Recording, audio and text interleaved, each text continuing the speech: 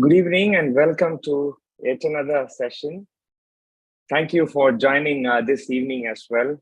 Tieke Community is a unique full-year character building program for schools focused on students' physical, mental, and emotional wellness. Over the last few years, we have engaged with more than 10,000 students focused on their character building, working with various school leaders, teachers, and parents, bringing together our life coach, engaging content, and make this learning a very interesting experience for students. We have also reached out to more than 175 schools through these webinars, online webinars. This is season 2.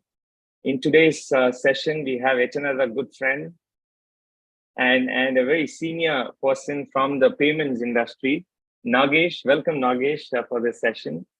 Thank you for joining us. And I would also like to extend a warm welcome to principals, school leaders who have joined the session, students, parents, and others who have taken time to be a part of this.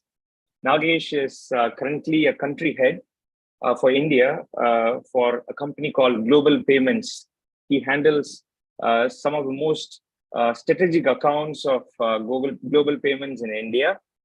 Nagesh started off his schooling from Neyveli, Jawahar Matriculation High Secondary School, and he moved on to complete his undergraduation in Madras University and then his postgraduate diploma in management, MBA from IBAT, and he has got extensive experience again in various companies over the last few years of his career.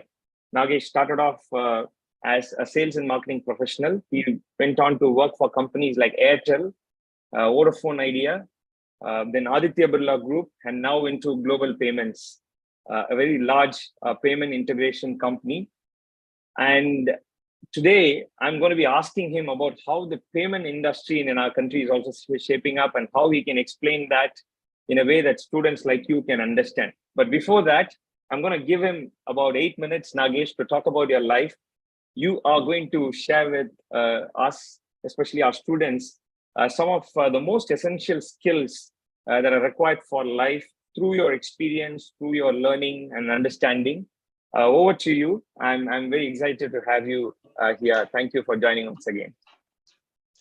Thanks, Harris. I'm really thrilled, and in fact, I'll just connect to a different audio device. I think might be very opportune time as such. I would say technology that is not reliable to a more reliable one, which is a wired one. Just a minute. Am I audible, Harris? Yes, you are. You can go ahead. Yeah, please. I can hear you.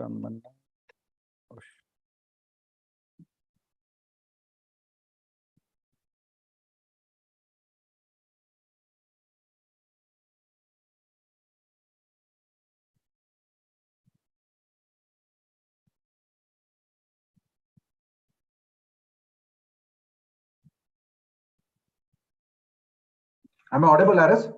Yes. Please go ahead. Yeah. Had some glitch on the technology part. Hey, thanks, Harris. Thanks for the warm welcome and a very good evening and namaste to every one of you. He has given me 8 minutes. 8 minutes to construct a life of 40 plus years is quite difficult, but let me try to make a genuine attempt to it. Since this is students, let me tell you, I have not been a star student ever in my life. I've been an average student. I'm not a last bencher. I'm not the first bencher. I'm a middle bencher. So typically, the student who doesn't want to get caught on the eyes of the teacher, who likes to just be there, enjoy schooling, had a set of fun there. I was from a very small town, Neyveli, Naval Indian Corporation. Maybe today it is highly modernized, highly developed. But that point in time when we were in school, it was a very small school and a small town. So a small town syndrome was always there on me. But I was extremely an outdoor guy. I used to be in a lot of sports. I was a diehard cricket fan and a cricket player. I used to be into badminton. I used to be into volleyball. I used to do it extensive in cycling. So I have cycled from Neyveli to Chidambaram and Chidambaram to Kadalur and back in cycle. So which is a circular route of about I would say about 90-95 kilometers one way. So, and I was also extremely into outdoor. I said, like, I can climb trees. I've literally climbed every kind of tree which was available for me. And I'm into extremely love pets. I also have a fondness, maybe because of my name, maybe. I love snakes. I study extensively about them. And I also, at present, I'm trying to learn how to handle and rescue snakes per se I'm trying to learn myself there. But I like to really narrate one incident which actually I think was close to me because which took me to where I'm today. I was from a small school, so obviously, yes, English medium, but typically how it happens in English medium. So you end up speaking in Tamil, except when the teacher is around, you try to speak in English. So otherwise, Tanglish. I come, you go. That's typically the English we used to be blabbering around, and you are all typically students used to be able to by guarded, magga padiste, exam la vandu boy vomit eduthalam. We were pretty good in that. And somewhere down the line, when I moved into college, I had a professor by the name of Subramaniam. I still remember his name. In fact, he had once used to work with the leading newspaper Hindu. And one day I just walked up to him and I said, like, sir, I want to pursue MBA and I want to really get into sales and marketing because I somehow had a liking towards it because I had read an article in Business Today, which was one of the magazines which was available in the library then, where I saw a person finishing his BCom and doing an MBA and starting his career with Hindustan Lever. And he said his starting salary was this, and I loved his photograph. He had a jacket, a blazer, a tie, and stuff like that. So I had a craziness towards the attire also. So I went and asked him, I also want to pursue that. He said, like, communication is important. So I said, I can speak. He said, no. Can you speak in English? So that was a shock. I said, like, okay, I cannot do that. So what should I do to do that? He said, first, you need to, don't go to any books. Don't start reading 4 words every day. So in fact, and he said, don't do it alone. Find out like-minded people and start doing it together. So the first learning I got at is, who is your friend?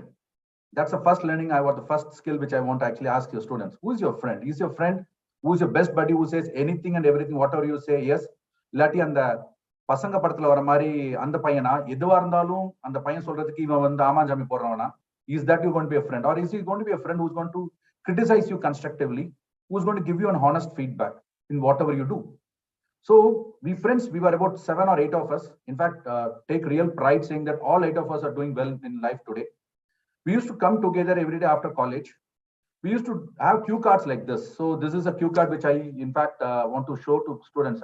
In one side, I'll have 4 words written, and the other side there'll be a meaning, and we'll fold it on the opposite side, which means these 4 words, I would have actually had a practice of what these 4 words means. And everybody, 8 of us used to carry 1 card like this, which means in a single day, I'll be exposed to 32 words. And I will come and talk about these 4 words. Each one will talk about that 4 words, put it in a sentence, tell the meaning.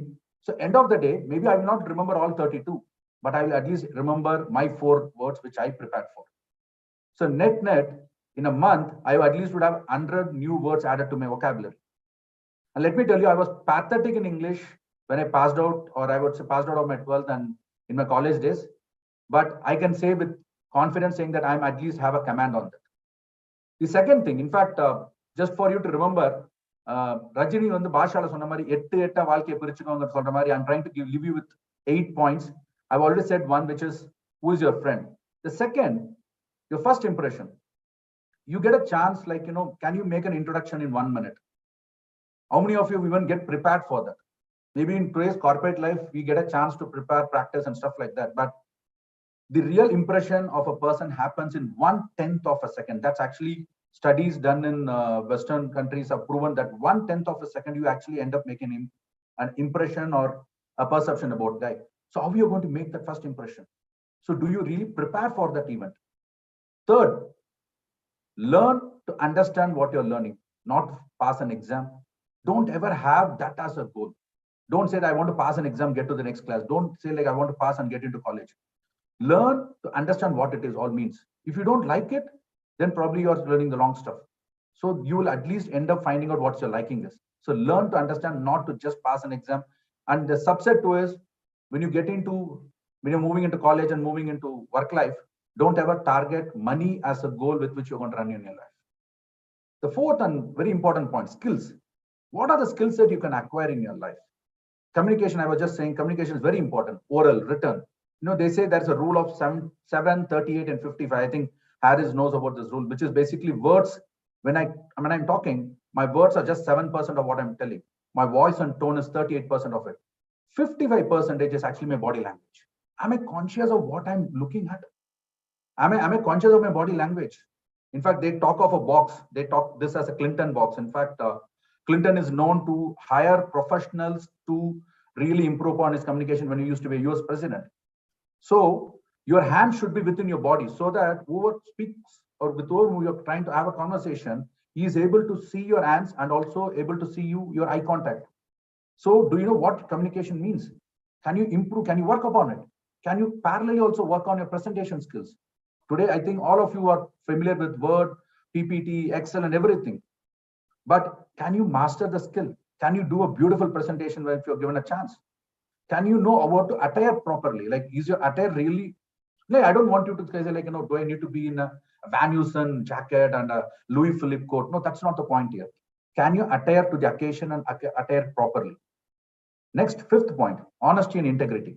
My grandfather used to always say, honesty and integrity are costly traits. Don't expect it in cheap people. So please, what is integrity?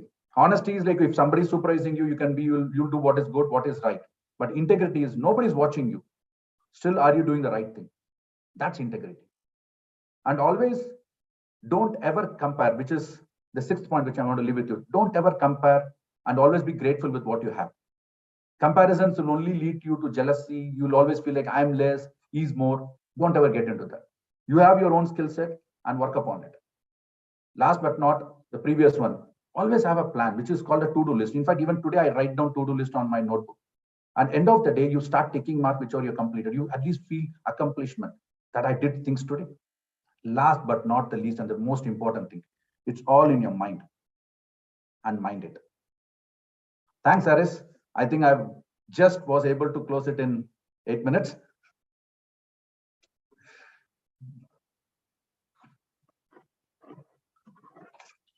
Aris, I think you're not audible. You're on mute. Thank you for that. It was very quick, and considering a person of your experience, bringing out the life lessons that you have learned into as an essential skill tablet to the students and others who have joined in here. It's a good thing that you did in the last few minutes. Nagesh, I just wanted to first ask about your transition from a small town, small school that you touched upon, right? You spoke about how in a small town like Neyveli, you were cornered with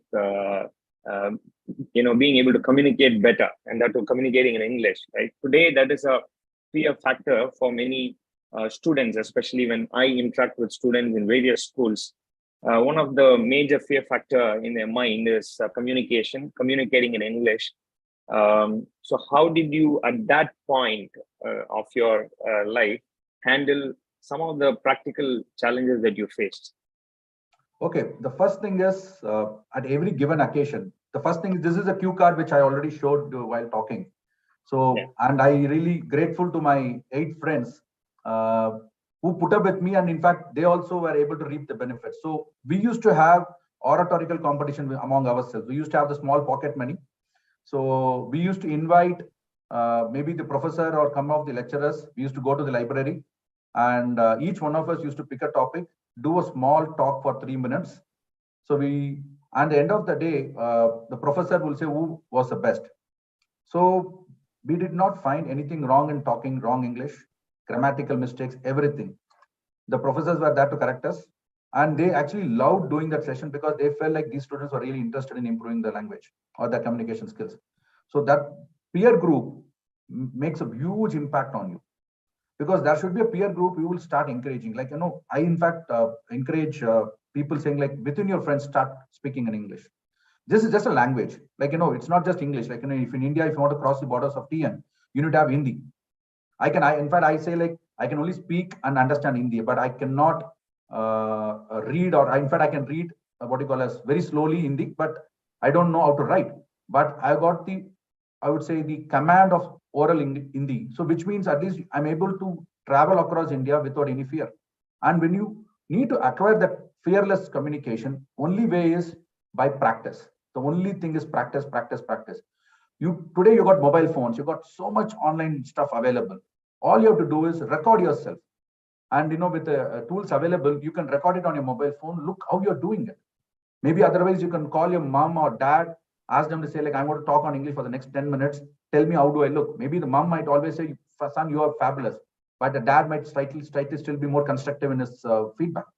So find a peer group, get into the peer group and get into the habit of practicing. Consistency is the best thing for you. Like if you keep consistently practicing it, you will definitely achieve a point where you know, like, the fear will automatically thrown out. And every given occasion, I used to get into those public speaking contests. And I've never won anything. Let me be very outrightly honest. I've never won any of the contests. I don't want to claim that I won this and that. I never won any contest, but I got that experience. I used to make a fun. In fact, I did not know what attiring always used to be. I used to be a fan of Prabhudeva. I won one of those public speaking contests wearing a dark, I would say, purple trouser with a pinkish shirt with buttons as there and that, and with all that Prabhudeva style. And people were laughing when I was talking because they looked at me like a joker. But I did that. But end of day, somebody walked up and said, "Do you know why you lost? Because of an attire." So at least I learned it. Right. I took it on my stride. Right.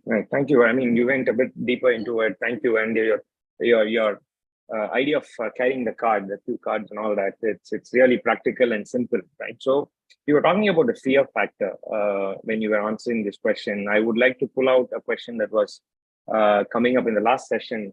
I'm quite surprised to see that the chat window today is not very active like how it was last time.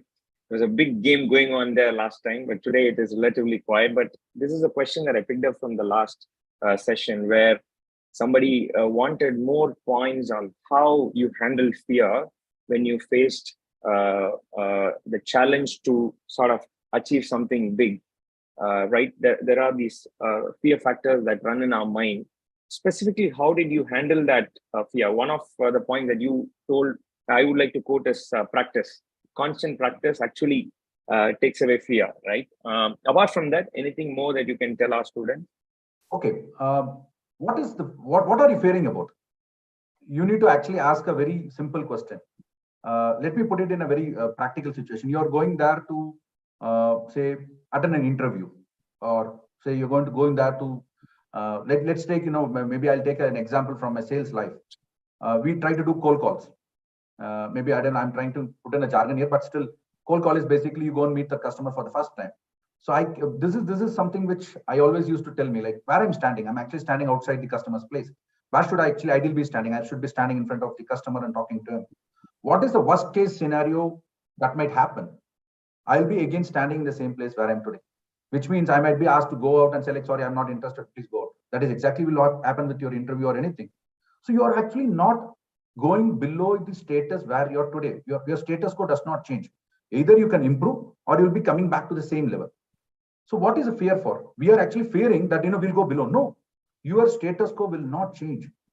Your things are not going to change. You remind yourself.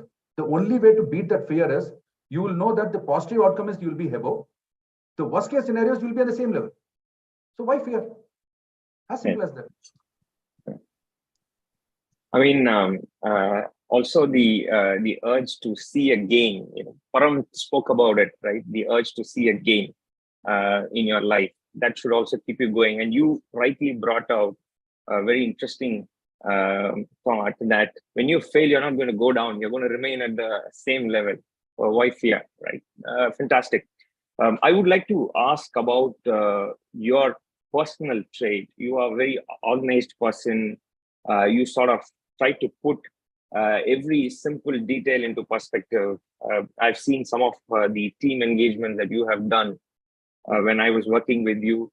You were really good at it, right? You go to the minute detail and put that into the right perspective in the minds of the entire team, right? Today, what's lacking is also perspective.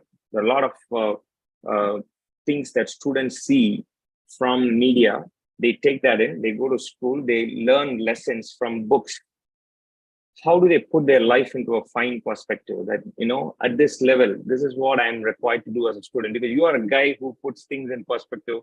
So I'm going to ask this question. Seeing so many things that happen around their life and what happens in school, in the academic curriculum, how do they put their life into a perspective at this level? That's actually a heavy question to answer, Harris. But let me make I'd say a genuine attempt to answering that from a person who has had these points in life. I had multiple failures. Let me tell you, in fact, one point in time, I used to think that I can become a fabulous cricketer. And I thought like cricket is the end of everything. So I had a cousin who used to play for Tamil Nadu under 19. So he was my inspiration. So I used to literally go crazy for cricket. I can have sleepless nights. I've done like extremes. I've woke up at 4 in the morning, had my practice, started playing a match at 7 o'clock, continued playing till evening, then come back. That's an extreme I can go. So I always thought cricket was a life. But a point came where I had realized, like, no, my dad said, like, look, if you want to make cricket as a career, now you need to compare yourself with who's playing today. So are you able to understand where you are? Are you able to judge that your skill is not to that level? So once you realize that is not my thing, I was ready to accept it and say like, okay, what else I want to really become in life? So the perspective which I want the students to look at today is, first and foremost, you have a very good family support. Like let me tell you, the life which most of the students living, who's logged in and are viewing this, whatever life you are living is a dream for millions.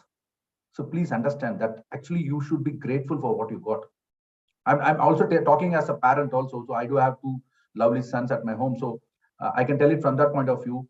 Are you grateful for what you have? And are you ready to share that gratefulness with people around you? Today, what has actually happened is people are so psyched up about social media and stuff like that.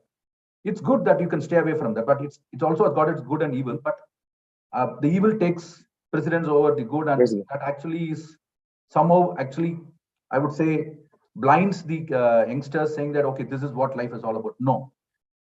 When you reach my age, I look back at all the small fights or the things which I did in my school. It looks trivial. In fact, I used to laugh. I said, like, did I do all that? Did I pick up a fight for that? Did I do this? Did I pick up a fight with my dad for that? No. What the larger perspective you will only achieve out of experience. But today, be grateful for what you have. Second, your objective when you go to school is to learn and build a platform for yourself. I want to say, like, don't have that, and I want to be the 90th percentile or the 99th percentile or the 95th, but that is not the goal with which you're running. You think, have you really understood what is you're learning? You might at least learn only one language or one subject, you love it, but that one subject, be an expert in it. Let it be one subject, but be an expert in it. You don't need to be a jack of all trades. Have one subject, be an expert in it. Third point, please seek guidance when you're in doubt. Irrespective of whatever it is, start behaving, or maybe it might not be your parents. Maybe if you're close to your parents, that's the greatest thing which you could achieve. Otherwise, you'll have somebody who's a senior cousin or your brother or somebody in your school who's your teacher or a faculty.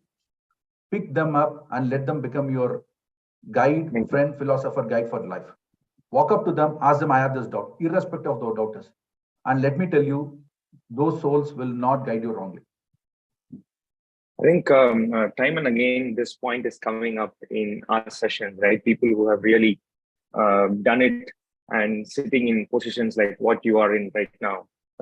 Come back and tell us this. In the first session, we had somebody saying how important learning is, and 4 different types of learning he touched upon. Here you are touching upon learning, continuous learning as well, not just the books that you learn and clear your exams. It's also beyond that, how important it is to master a subject and be really good at it. So the final question would be to your area of work, right? Payments. You belong to a company called Global Payments. Payments is as such a very big thing in India right now. To explain our students, when I say payments, what do I mean by payments? It is a separate group of companies that is focusing on the payments like customers like us do, right? We use apps like Paytm, we use apps like Google Pay today. on all of them are sitting on a platform called UPI. And today, that's a very big category. Payments is a very big category. Like how banks are, payments is another growing category. Banks are much larger, much bigger, but payments is a growing category. Tell us something about payments, what's happening there, and how students like us can understand essentials of that particular industry, payments industry. Okay, see, payments is, I would say, like, that's the next in thing, or I would say an industry which will be happening for at least the next 1 decade, to be more precise. Because India still is a cash economy. So you need to understand payments is you make a transaction in digital form. Typically, still India, the bulk transactions, I would say more than 50 or 60% of the transactions is cash. We're still not there, like, if you compare this to, say, Japan, or you compare to Sweden or a European country, there you're talking of 73% is digital payments. Right. So, and India, please understand, you're talking of 130 crores population, literacy level, which varies from 100% in Kerala to a less than 50% in Northeast, or say the eastern part of India. So you have a various spectrum to that. And whatever is happening, like, in fact, you would have heard about the e-rupee, which has just been launched and which has gone live in the pilot in the 4 cities. Bangalore is one among them, which is just happening from 1st of December. You already have UPI, which is a 6-year-old baby. In fact, it's in fact a 5-year-old baby. It's January 2017 is technically, that's what it is, a 5-year-old baby. But nobody will believe that UPI today has got 68% share of digital payments in this country. 68%. I'm in Bangalore, the place where I work in Koramangala. I don't carry my wallet with me. I carry my mobile phone. I can just do my entire transaction using my mobile phone and go back home. I don't even, in fact, I visit an ATM maybe once in 3 months or maybe so, just to take those cash, still old school. It's good that, you have some notes in your wallet. Otherwise, it is scan and pay, right? You scan and pay. You scan and pay. I can do my internet banking from my mobile. Everything is there. So the first point, like, yes, digital payments are going to be anything. Like, you have already seen cashless. Then you had the barter system coming in. So people gave one for another. Then from barter, they started moving into coins, which was the earlier, your Chola, the dynasties, everything. People had coins, which was the gold, silver, and bronze coins were there. Then they moved on to the commercial system, which we have the rupee note of various denominations. Right. Now we are seeing what is the digitalization of the same. The next in thing will be the blockchain technology, where the payments ecosystem will become a self-governing ecosystem. Today we have RBI, NPCI, which are the principals sitting and governing this industry. Going forward, it will be a self-ruled, self-governed ecosystem. Blockchain will take over. But the entire process, couple of good things to do. Don't ever use any public Wi-Fi to do a digital transactions. Don't ever, irrespective of whether you're in a 5-star hotel or you're in a coffee shop or in a railway station. Please refrain using any financial transactions when you're in a public free Wi-Fi. Point number 1. Point number 2, don't use any third-party device. If it's your mobile phone, your laptop, do your financial transactions only on that. Don't go to a cyber cafe and saying like a cyber cafe is not part of the listed, it's not a free thing, it's I pay. No, please. You will not know where the hacker is sitting or where the things. Last but not least, whatever passwords or anything, typically, in fact, even I do it, but because you got so many passwords, so it's very difficult to remember. Try not to have a pattern in your passwords. Break the pattern, because most of the hackers, name, date of birth. Typically, like most of my official thing is month at the rate of something else. So okay, that's official. Still, I can take a call because it's basically in a very secure VPN network. But anything which is outside thing, I try to be innovative on the passwords. Like somebody said, my password is 1 2 3 4 5 6, but which is letter and which is numeral, it's only I know it. Right. So these are the 3 things which I follow. Otherwise, if you compromise on any of these things, obviously you'll end up having some financial loss hitting you. That's really being Nagesh, giving 3 pieces of advice. When I asked about the payment industry, which you said is growing, and it's very good if students can go and read about blockchain. It's a very new technology. In the very first session, when we were interacting with Manoj, we spoke about AI, how important artificial intelligence is. Blockchain is another growing technology. If students can just go and Google it, there's a lot you can learn about it. It is also going to definitely give you very good career options. Good jobs can come out of these technologies for you, and it's worth going and reading about them right now. Nagesh, I'm afraid we're running out of time. Thank you once again for joining us.